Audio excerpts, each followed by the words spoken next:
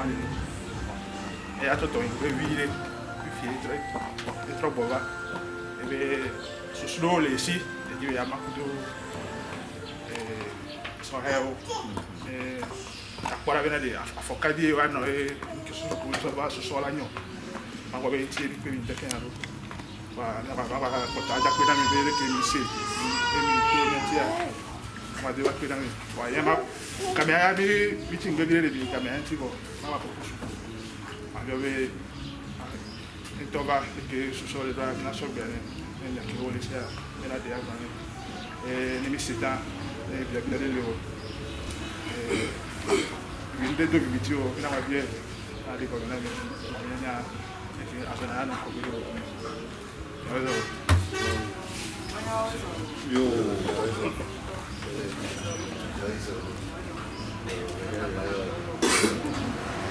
ya do bena mi fa Obe ya do bena mi. Miawa hometo, bebio, yo ni soveto, bena mi kun kamera mi ekwe ya dobe kamera, ekwe fida mi dobe kamera mi sia. Mi blemi ave do mena mi atembo ati ni kudo. Oyo na mbe ayawo Nicodème Habia. Ni ma fondateur de l'UFC. Ni journée de l'UFC pendant longtemps. Miawe, jusqu'aujourd'hui, a mis responsable des responsables du MO5, mouvement du 5 octobre 90. Nicolas Boudou-Souvio. Imatin Nani, à Solodo, à Tamo, Djoubenya, Miaki Kimiabenyae, Rio Susu, Trobado Hare, Kemijemiaba Sokasen Nami, et avec un coin les démocrates. Les démocrates, c'est ça. Donc, il va falloir dire ma soeur Bernard Novi, il y a des refus Sofion. Bon, Novi, ma gloire, il est en prison en 94. Au ligne à 92, on va aller en 94, en 94, avec quoi les prisons, il faut m'y dire vraiment. C'est ça. Donc, ma soeur Bernard va appeler le refus Sofion. Il y a que par exemple, il y a un Kofi Adodo Akume. Il y a que démocratie à tout dit le Togo.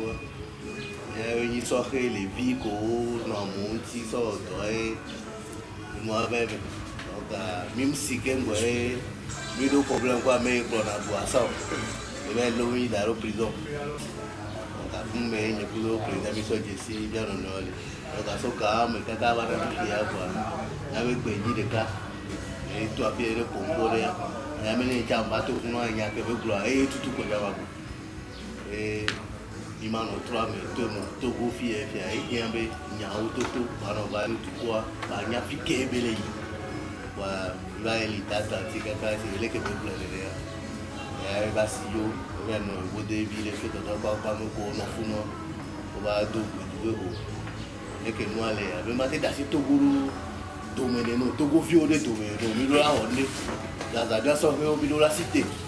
Les miens qui ont les Togo avec me battre corps, les Togo virés, les tourés, mais battre corps, t'as dit, à Pompona, moi, j'avais un à Togo, Togo, mais il va sortir parti à voler dans les démocrates. Sodo, donc, les démocrates. Il va se sortir d'autres, mais non, on a mis les clomis. La clomis, les miens efficaces, les miens de Togo, les Okabe. Avec Togo, dans un million de quel là, il y a quelqu'un que les filles, il y a me coupe encore, il y a quelqu'un là, on est dans un message, mais là, on est tombé les mains, il mettait pas encore. Donc, il y a des bien, il y a un peu pour il y a l'état attentif, il y a des sous pour bébé. Puis, quel milato, les quel milato, caca est joué, elle a pas les deux.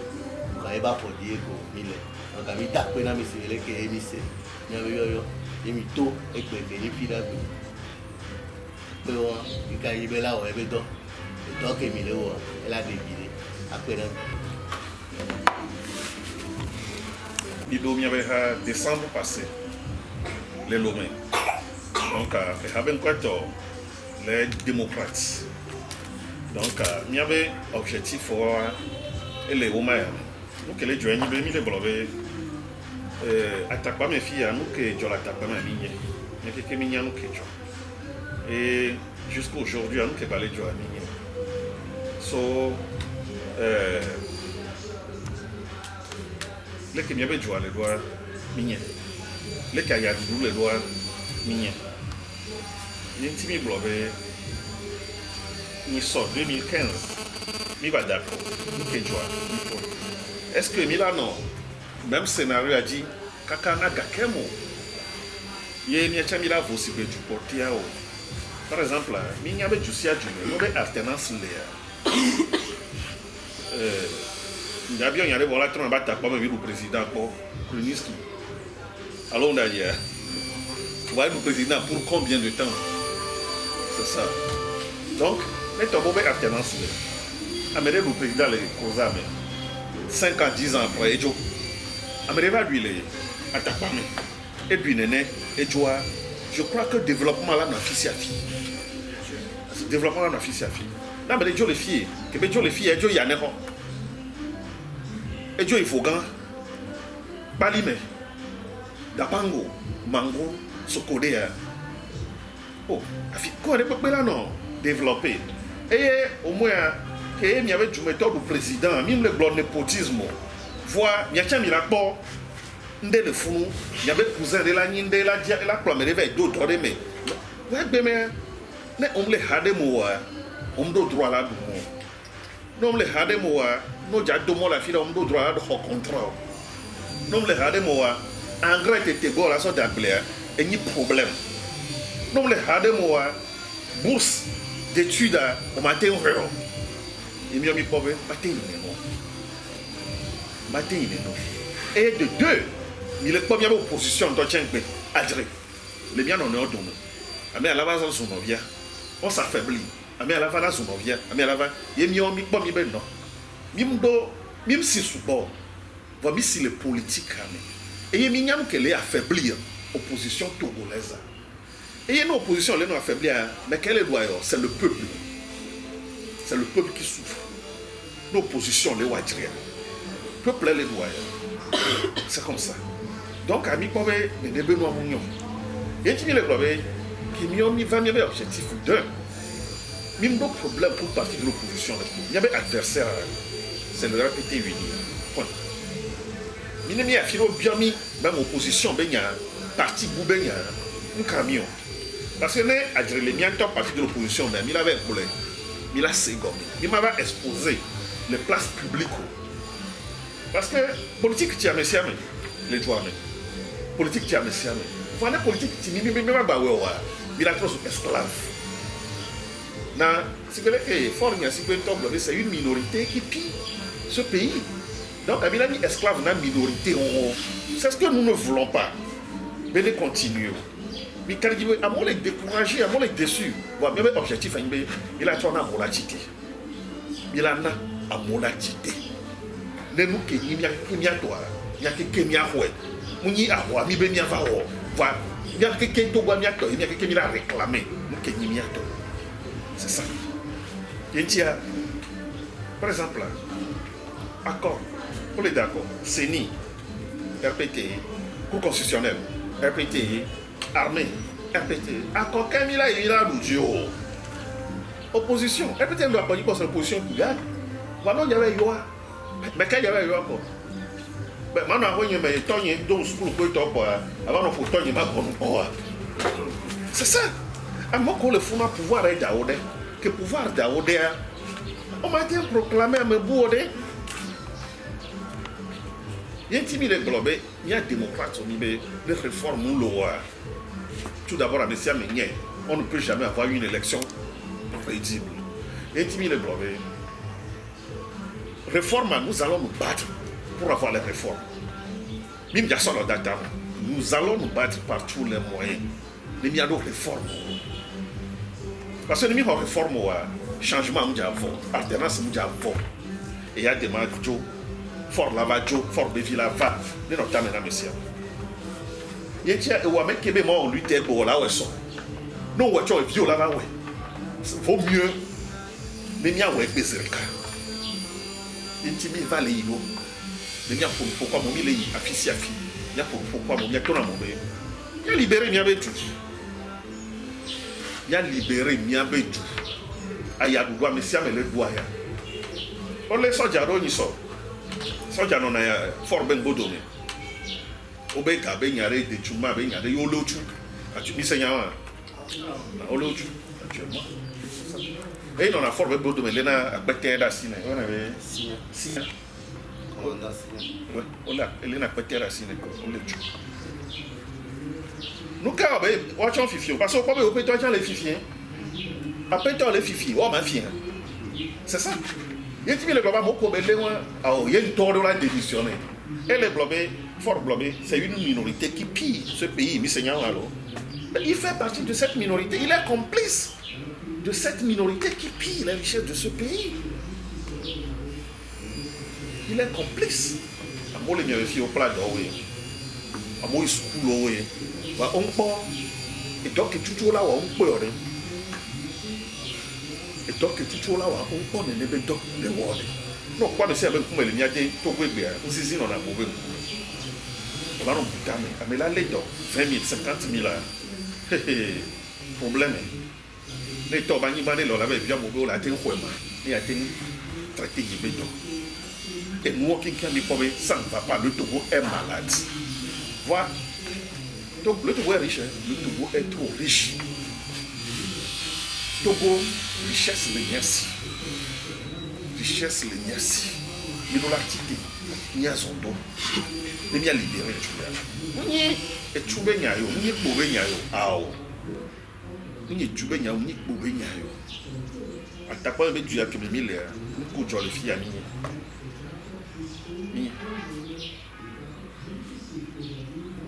et non vigna glognare vai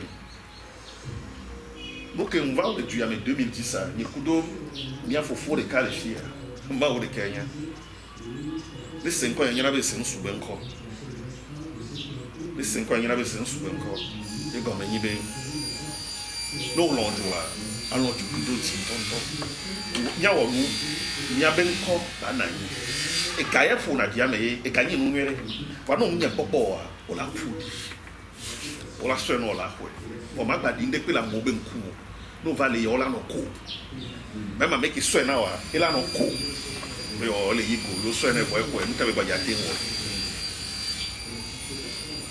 c'est ça amole e tu mo président re va ko o se battre na wa be joa o do honneur o do dignité wa ben kon de ou président ben ko c'est ça donc à mia démocratie il y avait objectif et nibe et tu en es trop et tu en es trop amo le unir mec be o sona ba wo bana isre ka we honorable nya be nya leme fiki o le o la no 5 000 10 000 quelques jours on l'a abandonné on la va campagne ne gamme sur élection la sobe numéro non ne gamme va y quoi no ba yo numéro moi c'est numéro encore c'est ça voilà il y a quelques mille filles il y a amené que nous sommes dans les filles je ne crois pas il n'y a pas de que nous sommes dans les filles on est tous jeunes alors tata avait une interro ya tata avait une interro 60 ans ah papa va mi yo si uwe va mi yo si uwe mi yo kuma si uto c'est ça donc susu ko le miasi bi so ba mi afo eye won ne nyare mi miasi ya tem josi ape na mi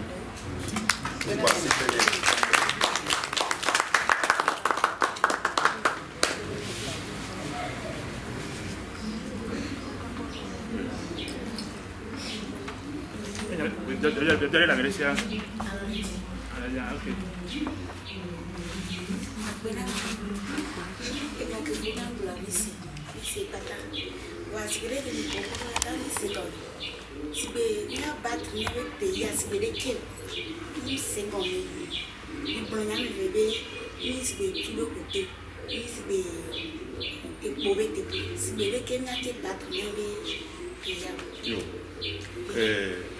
Kata wenye avion shele me ko be no o le blognade anom se gomo avion yere o dona lo rebe et tu crois que les mobiliser et déterminer armée to chan pe na ji fike mi le gbe ya ne mi seigneur on est gomme ye mi le fie pour be police va alors armée va mi je seigneur on ya me kile ko na mi le kia matin déloger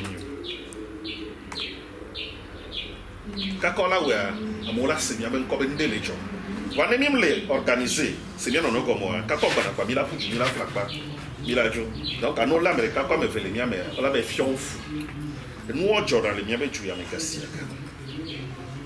tu crois tinate be yo malon fois oteva nyina de bandade yana mi le club mi a to tu me mi a funu na tu ko mi a conscientiser tu ko be wa be droit ni ko wa be droit ni ko ne mi le be va le pour na mi il le pour le radio dit ko to abodoko le 8 ame wawena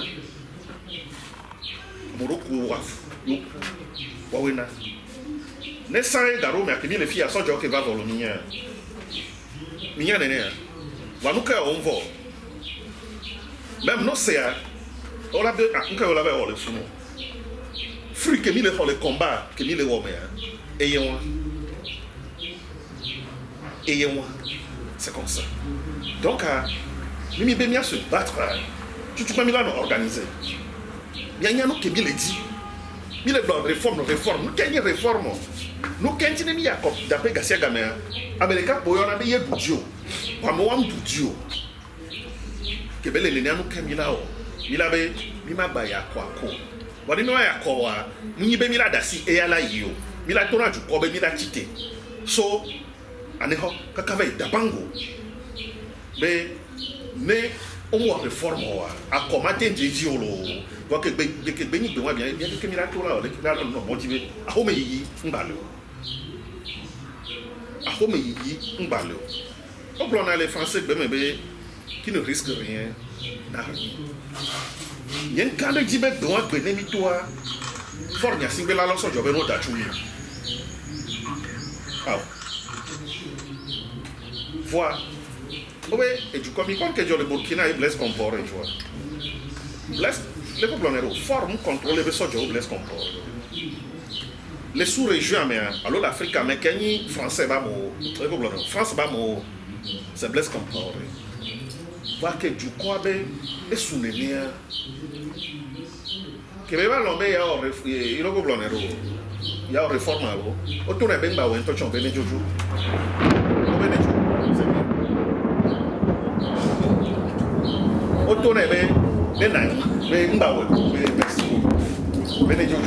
C'est ça un peuple organisé.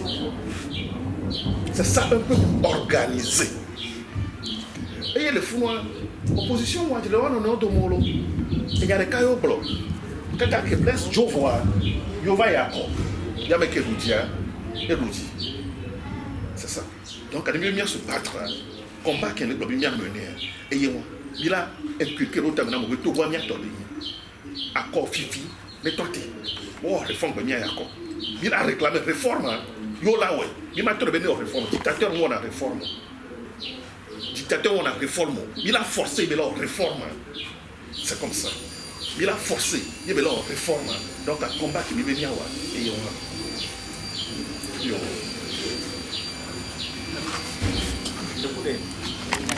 de position de de mettre à venir la jeune il y a venir les participer alors les millions qui y a de toi pour le Dieu David Benya vivre malheureusement même pas expérience en cochon même pas opposition pas aujourd'hui les oppositions va mêler pour jouer vaille quel bon autrement quoi mais la opposition va avec quoi nous gérer mieux nous on est la jeunesse depuis presque 50 ans américains on va les gérer tu vois on va les gouverner tu vois il y en a bien matin fio voilà on a deux américains pour la niame que nous bien on a deux américains il y a deux oppositions pour autant opposition est-ce que nous collons les diamants de Jinawa nous collons et de Jinawa est-ce que et donc que Joe Beawa ou la gomo olewe et nous kobe avani et que les sega on y n'est pas noir mais tu es opposant nous opposant Amérique même les spécialement il y a un opposant. Nous là on est la firme Georgina Oua, on s'oppose à moi, automatiquement tu es opposant. Amérique même le on y a mais spécial on est opposant. Non, c'est faux. C'est faux. On mini opposant ou avec qui pouvait former on a les dit non. La personne s'oppose. À ce que faire former son parti uni répété. C'est ça. Gentia au chon la rassuré. Puis que dit le gagnant soir, on l'a ni bougné le jouyame. Ne pas parce que tu es jeune. On l'a ni bougné. Donc c'est une question de sacrifice. Sacrifice, non la bémé. Au bémé sacrifice on m'a honné pour. Non na yipo be no ya boa, on l'a no funa mola tontio. Ne belé. Non na yibo wa ya boa, amola tontio. C'est ça. Dans la vie, il faut toujours oser. Il faut toujours oser. Ne belé. Et tu as kobia et nya waleme. Mais mi ami wazipe opposition wazipe. Après va mi la bobe. Ah, tu yam que jona. L'opposition wazipe quoi, répéter une trois opposants, opposition lumière. Non d'accord. Et nous qui l'opposition wazipe. Kakar là qui a répété une trois opposants. Il faut attendre la touche au Canada, mais mille pas joyeux. Mille pas joyeux. C'est ça. Quoi qu'on dise, il y a une opposition. Voilà, Togo, Américains, Sonore, Kakava Suda, Américains, bien dit, tu carabas non pouvoir nous dire, mais là où on vient, on ne veut pas ça. Même les dînes ne m'éveillent. D'accord, les Bénin, ils sont avec les dieux, on va pas y faire. On va y aller d'accord, les Ghana, et novembre ou décembre, avec la Doudia, et la Reba, mais pourquoi pas ici? Les changements, les voyons au plan. Les changements, les voyons, mais il y a efficacité, et nous cameder les warnings. Que les filles, attaquent pas, mais il a pas mis à te rôler. Au soir, comme il est petit venir, mais on les dit dans l'eau, il est bon, il est bon. Bon, il y a beaucoup de maoua. Il est nous, il y a pour. C'est pourquoi nous devons nous lever. Pour dire non à ce système. Nous devons nous lever pour dire à ce système que ça suffit. Ça ne doit plus continuer. Nous qui sommes là, et merci. Nous sommes là. Oui, attends. Eh bien, il y a Vivi. Voilà. Il y a un collègue, il y a un témoin. Oui, Inde, oui, Chine, États-Unis, Australie, nous avons un amour. On avait un son, nous avons dit, mais même si on s'en est va, non. Nous avons le pouvoir, on le répéter. Mais souvent, les Dieu, mes mamans. On va comparer Dieu à Bénin, à l'Oghana. Même dans les deux, à Paris, ça peut gagner à Bon, fille. La Moumoulo, il y a un opposant, 3 mois. On l'a tout d'offert. Taxe, taxe, qu'on l'a canawa. Alors là, dame, elle va pas là, on va nous tourner, à dos unir, mais alors. Ou taxe non. Et on a mon va, à mon bon avana. Oui, à dos dopé. À mon donné, au tuna dopé, autre jour. À mon donné, autre jour. Il y a un temps quoi, mon bois sur panneau solaire. Système solaire va du engrais. N'a que des temps. Mon dit pour mitina. Nous ben yabe ouais pas, nous m'avait tiré filer par un bateau non. Et non a bloqué. Mi essayé plusieurs fois. Il y en avait à mon cognac, d'autant de doper les tuyamé. Non, leur politique, au matin, ouais. L'écho, on coupe l'écho, on a béro. À mon bon boto, on a bien vu. À mon. Il y a un tiam de midi, mi matin, ouais. Ben, bien non, vieux. Les enfants d'afficher à fier. Et tu me vis où tu as joué. Et tu me vis où créer à John. Il y a mon nom, mais. Patrice Talon, coup de. À Javon. C'est des businessmen. Oh, il y a des politiciens, je les connais. On est député, on est ministre, on est fourni. Oh, oui, non, par mois. Oh, oui, financé dans la campagne. Oui. Quand un politicien, on va sortir comme on entend quand on va s'y aller. Non, je vais non encore. Il y a eu Boni Nyanyere. Mais il fut un temps, il a créé le problème dans le talon. Et il a autogobé nous, le fou. Va bénir, c'est bénir, on baisse bras. On baisse bras. Yentia, mi jina be miawe. Tata, voa. O matin weo. Voa game sou. Yena mi amodo fifia. Mi le blobe mi acha miawe. Ça dit, mi abatro weke. No tua. Yanda bana tu kwa bo le ponu ko le wa. Ole wa. Ko fifia mi décider. Mi décider. Be miawe. Mais oba ouais ne qui a mis à parce que grâce à Dieu réseaux sociaux non mais on est à nous balancer par monde entier pour que les gens Togo et tiens conseil qu'on a conseil mieux béni Togo to pour l'extérieur mais si on là c'est au moins opposition va nous créer ton ville gamere je ne vis quoi on me le fait parce qu'on me le répété moi on tient à donner opposition de business il y a quoi pour là il y a mieux béni et mi essayer ne support voix si vous voulez qu'on voulait mi a mon mi ba trop eji ko vo mi a ba we pora bele ke la normal d'accord pour le moment nous ne sommes pas pressés quand bien même on blonné objectif na parti politique mais il y a power wa Togo be situation permettre na mi a globe parti qui mi doit il y a power on doit les bloquer opposition on doit les pouvoir et nous mi la dejo le mi dejo voir il y a que mi la de Koblonero, il a Pouchuna, Power. Donc, à mi-vec, comment dirais-je, course électoraliste, non. N'a pouvoir, non, pas du tout. Parce que c'est ça qui bloque l'opposition. Obstacle délai. N'est-ce pas des obstacles à joie. Après, il y a une élection. C'est ça. Donc, n'est-ce pas Mirama et déplié en ami. Merci beaucoup.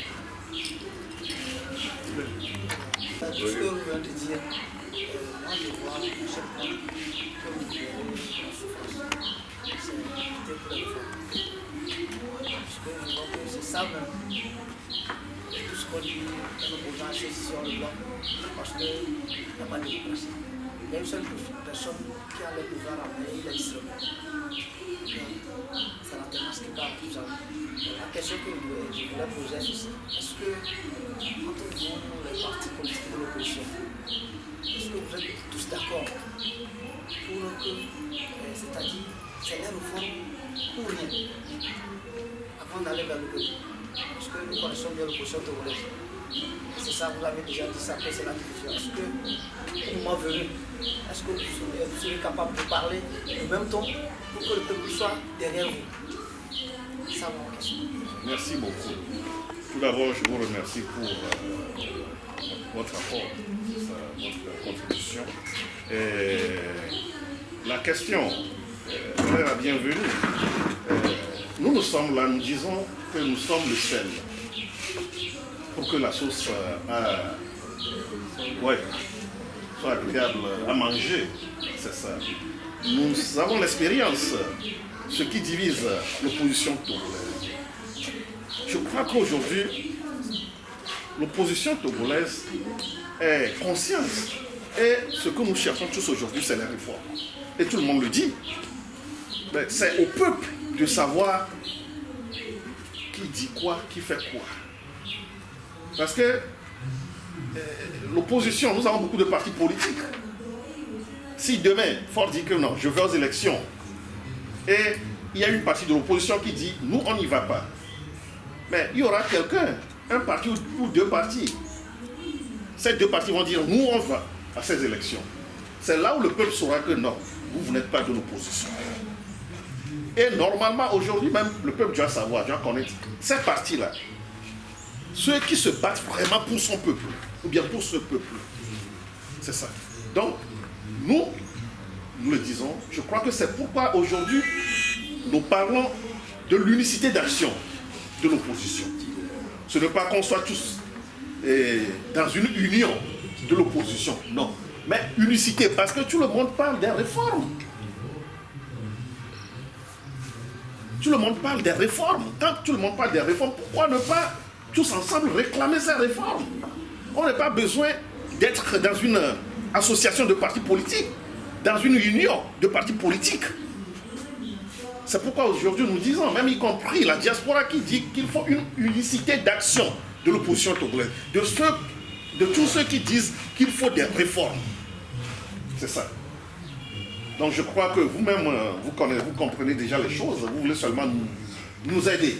C'est ça, aider l'opposition togolaise. Donc nous vous remercions pour votre intervention. Merci beaucoup. Merci. Nyana mereno na watu abuvonu lukina be irika ya twasi akobe ni opposition me mkonoto wa ile na no sa zikise mi akata mi kuna na ile na wale ke kaka dabo ni mse na le kwego le balina pati owa kaka balete memre noa ame wo mi le gblɔ be etɔ ne ba nya doa eva yo atero amewo ŋuti enyrɔ mi ɖo esi ya ya gbagba ya ba parce que mi gblɔ be ye gbe ɖo tsi ke la te kpe akpa ɖea dzi voa ye nya na ye va wɔ ebe gba yo atero akpa wa ne ekeka owe le la l'opposition parti politique ole bon le la l'opposition on est on nous les cas c'est pour le pouvoir réforme mais va te venir tout là parce que bientôt le Togo est à Ghana yeko que on va plan de dire combien de giro là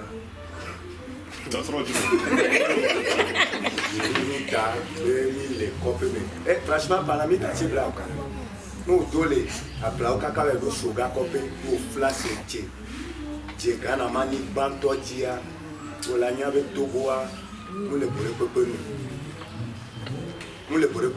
donc à nyanya oui et nous la trop gamme ya chamia vous kasa nya to ko jimia okura ya mi no okura ya mi ko dia chamira ko mia to ko bi diare dès que bela va no nao mi le dapa de dio de ko mia me di ko chamira pia to gwa na kakabe e bi ko to o ti no gwa ya le pia ke gamu la sewa ya mja ko be to de ya mja ko be no agola no po do ko be nke na ye jo le ke bodo la vo ke donc à nous ami les grands be parti politique awa c'est le on y a beaucoup pas de gouvernement ya et il a été ouais kaka be lu comme c'est cela ba autre gouvernement le point mais quoi et mi on y a doya de me a pour contrôler ibe yamse les radios fort pour le et raso de pour les points pour aller pour amiga et nyanyo esi de projet on est-ce était doit si wa dia wa mi o mi yabe du de pepe me no be dati du me gantia e so dinami donc a mi won ade kumle na wa na mi le o le na wa ya mi o pada mi tafu ni donc il a kutia ya me lo mi de kuku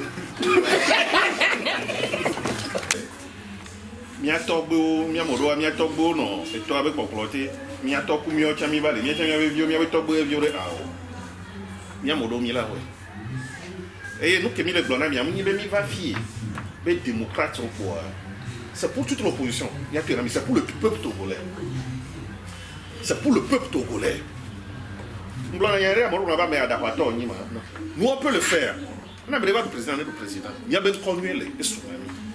Et démocrate wena et puis à ça va et tsunami le Togo d'abord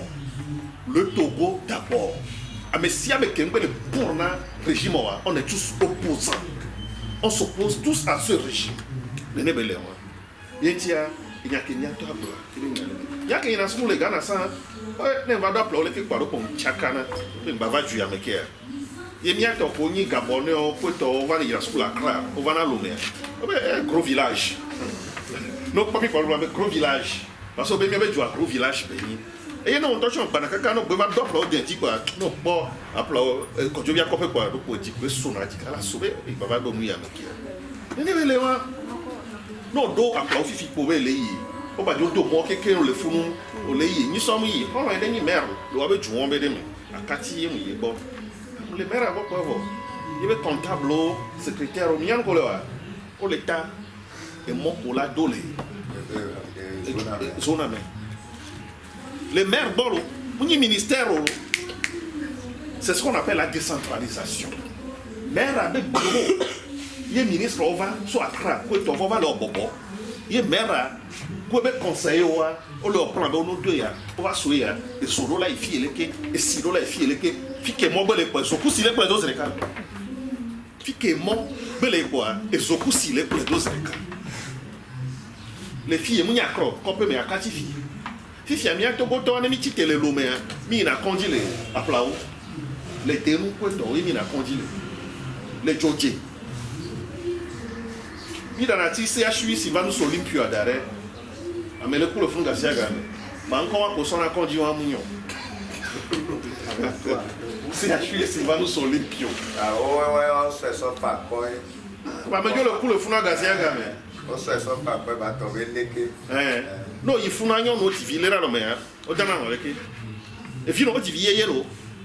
On a eu un sileke, on l'a des violents, on l'a dans le CHU, si va nous sur l'Olympio. On l'a dans le tout ça là, mi matin, non, ouais, il y a bon de Dieu. Minya, mais un petit qu'on a messia, le Togo fille. Voir, mais un petit qu'on a mes chambres, que fond à mes. Et il y a un objectif. Nous avons mis la foi, c'est une bonne nouvelle, mais il y a les prêchés valés. Bonne nouvelle, mais il y a les prêchés. Il y a là d'autres, mais mon chien. Et il y a une nouvelle qui a quitté, il a produit. Il a quitté, il a produit, il a dit. Il y en avait, mais somme yabo manami, il y avait le logo à l'oviaye, il y en a les Ghana, au Djeyami. Dieu seul. Nous ne pouvons pas les ébranler, il y a démocrate. Mao de Kaye, à Memulo et Kamulo, seul Dieu. À mon opposant pour le Dieu, à mon Hogabulo, ne m'y pas fier au dîner pour couper. Mi Sénéalo, mi Pona, à Molé, on y opposant les Dieu. Au plus au Kuka, au Hoga. Qu'est-ce qu'ils sont devenus? Non, ils sont en chambre. Ils sont américains et ils sont les palimés. À mon aéro, bandit les faux. Bébéva, bien que moi. À mes amis, les bandits, les quartiers bandits. À mes amis, les bandits, il y a les quartiers bandits. Donc, les nébenois, honneur pour dignité et les bébés là, tobac. Honneur pour dignité et le bébé de la culture. Non, on nous avait, c'est grâce à celui-ci. Et tu as trois rivières. Et puis on l'a dit. Toi, vous avez vu, on l'a dit. Kafla, où tu as vu à mourir. Et ce qui est banal, il n'y a pas d'anniversaire. Où tu as vu à mourir, c'est demain, le 23, si j'ai bonne mémoire. Et soyez où tu as vu à mourir. Ce qui est banal. L'autre a tout à mourir. Et demain, les Togo trois mourir, mais viens, il avait eu un vaille. Les deux affirmés avaient fait le président dans les Togo. On m'a dit où tort par là. On m'a dit où tort par là. Les tiens, les gens se souviennent de l'Amérique. La majorité des filles à jeunes, ils doivent la libérer. Les Américains ne vont pas quand ils non, même quand ils sont au soir, et là, quand ils sont là, c'est comme ça. Non, même quand ils sont là. Nous avons dit à mon collègue. Corps de la paix, non. Et ça, il y a de moi pour les Côte d'Ivoire. Maintien de paix. Il y a des policiers qui, au Dinabewaï, on doit me dire, on m'a tient au baillot. Parce que nous, ils vont me reprendre la carte de l'eau. Pour être au roi, tu peux vider. On va m'amener à Bobo, honorable. Appelle un chef là. Pour qu'on puisse m'envoyer aussi là-bas.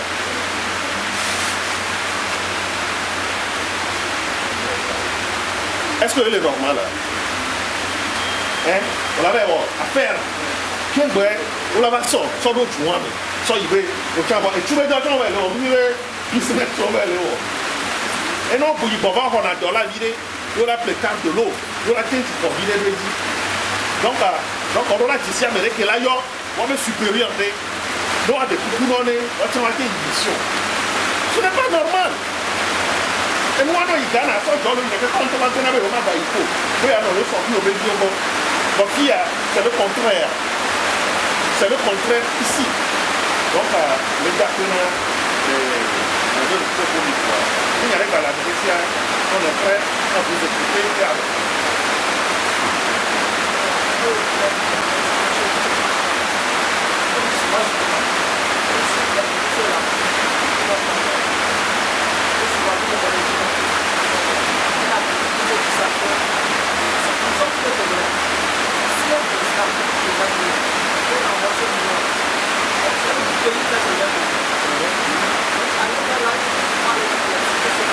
ça.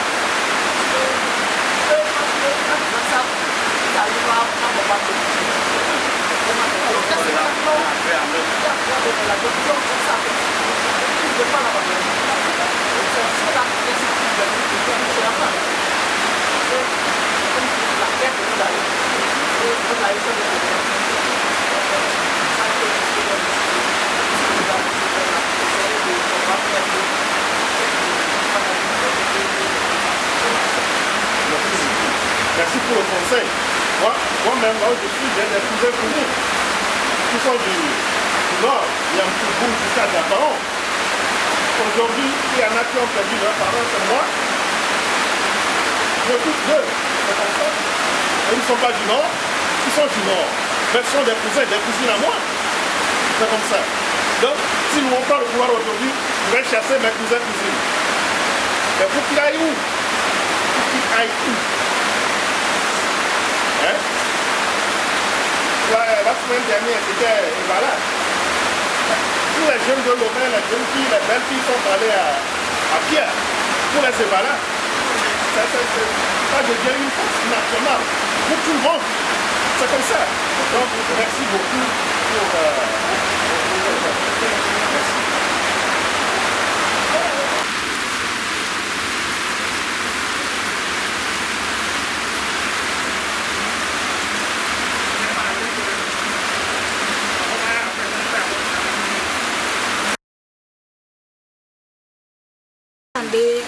Agbobara matu parce que o pompo vovo sto de mu tinami nya ko gbo pompo ko punamia e George na mi ho kwa lo amevi e George na mi parce que go mi be o ke mi apata na mi le toa kuna ko so bana mi e dogo enti na ko da ko gbo na mi gbere popo mi wo nya wo sigere ko ochon gbo do anya to nya sikere e do adina o ya me so de yen to cha ko to le po visage yen to ya be nya to je kure dine bo ma ga pompo ke won gba mayin ke gbedo nya gbo yen ya ne gbedo afile pe ko ma so no kaka no be ya ene de mo ka to va nya gbo nya ko gbo na mia mi do la zon ba zon le ti parce que e mi to to yin ko so va na mi o so pe le va na mi nta mi do la bon po nya ya na pata nya ti kire nya pore ki no la yi kwa do we mi apata mi le dia e me nya ni so ba na mi o gbule anya mi nya po nya ke nya ti anya se wa nya ti koe